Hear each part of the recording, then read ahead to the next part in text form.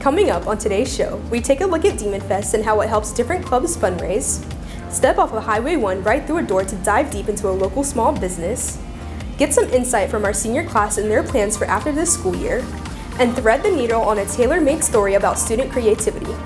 Let's start the fire. Get ready for this week's episode on LETV.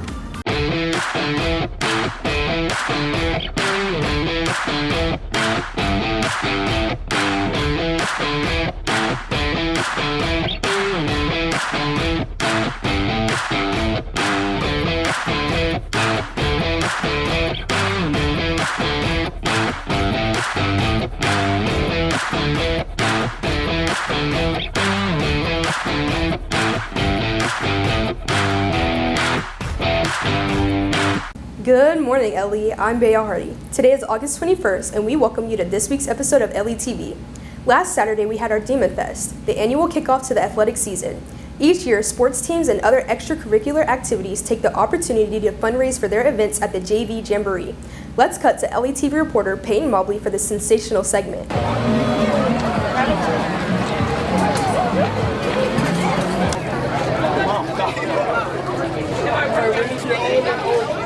What's up, Demons? I'm Peyton Mobley. On Saturday, August 15th, Lugoff-Elgin had their very own Demonfest. We shadowed some of our fellow students in band with how they ran the concessions and raised money for their program.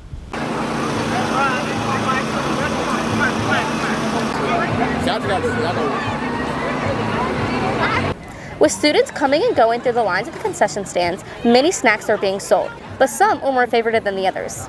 I'd say snow cones is the slowest because people usually get Pelican. Usually the food that sells the quickest would either be the pizza or the nachos, but the ones that I would say doesn't really sell out would be like boiled peanuts.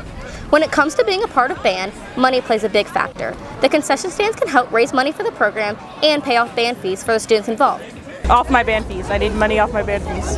I got asked if I could do concessions. It helps with your band fees or anything else that maybe like you need to like pay for in band. It gives you the opportunity for band credit. The concession stands by far is one of the most popular parts of Demonfest, and it can come with difficulties in the process, but the band still puts in the work to get it done.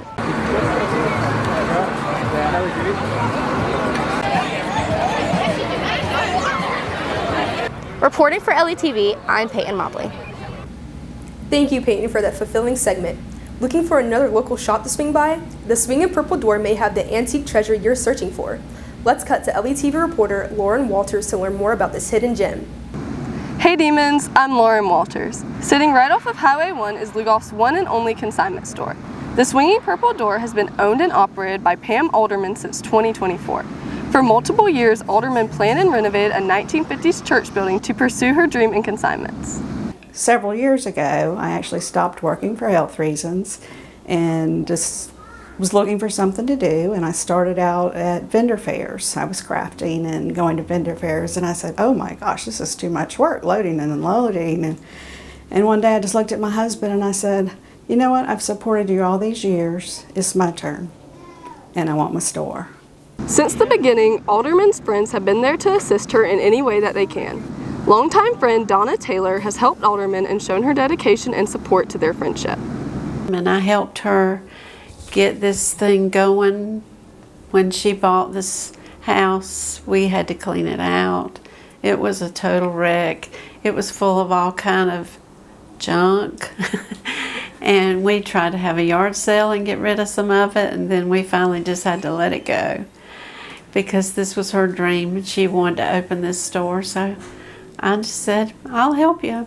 Alderman's friends say that they can see exactly what makes the Swingin' Purple Door so unique. The store is not just the items inside or the historic building. Her passion, creativity, and her commitment to her store are what keep customers coming back. The Swingin' Purple Door has many special qualities. Even the name connects back to Alderman's childhood experiences.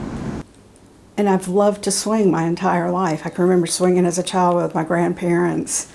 The lake, we had a swing on the dock. Sorry. And that was just my comfort spot. So I put Swingin' Purple Door. From helping locals find affordable pieces to giving consigners a place to share their treasures, Alderman has built more than a business. She's built a space filled with stories, second chances, and a whole lot of heart. Reporting for LETV, I'm Lauren Walters. Thank you, Lauren, for that swinging segment. Seniors now have the weight of college applications and what is to come after high school on their shoulders. Let's cut to Neve Whetstone to see how our class of 2027 is handling the beginning of their next chapter. What's up, Ellie? I'm Neve Whetstone. Me and my fellow LETV reporters, A.B. Akey and Peyton Mobley, went around asking our seniors how they're handling the weight of their incoming future. Let's get into it. What do you plan on majoring in and why? I plan on majoring in business because that was the path that my dad went, and he made a pretty good life for himself, so I would say I'd like to do the same. I'm majoring in nursing so I can go be a pediatric nurse. Sonography because I want to deal with all the ultrasounds and the babies and the parents and stuff, finding out the gender. I plan on majoring in communications in some form or another. What are your top 3 colleges? I would say my top 3 are MIT, University of South Carolina, and then NC State. Mine is probably Coastal Carolina, maybe Central, and then definitely College of Charleston's. USC, North Carolina, and Winthrop. I would say Ole Miss, Alabama, and USC. My first one is Clemson. My second one is USC Upstate, and then my third one is Newberry. What advice would you give your freshman self?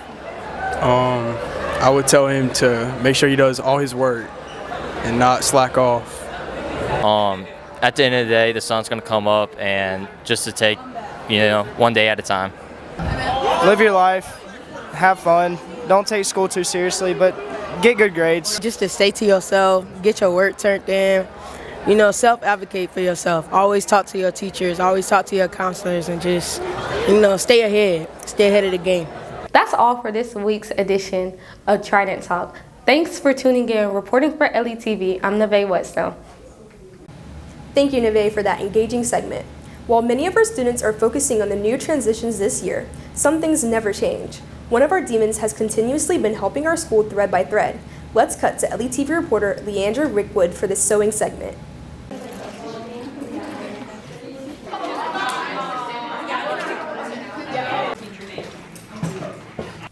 Hey there, Ali. I'm Leandra Rickwood. While many of our students choose to focus on separate interests inside and outside of school, one of our very own demons chooses to seamlessly help our drama club. I collected ideas for everyone's costumes for the musical last year. I created some of the costumes myself, like the flounder costume that Dovey Danko had on. When Lily Spelter joined the technical side of the theater program, she was open to a whole new world of tailoring, sewing, and other forms of costuming.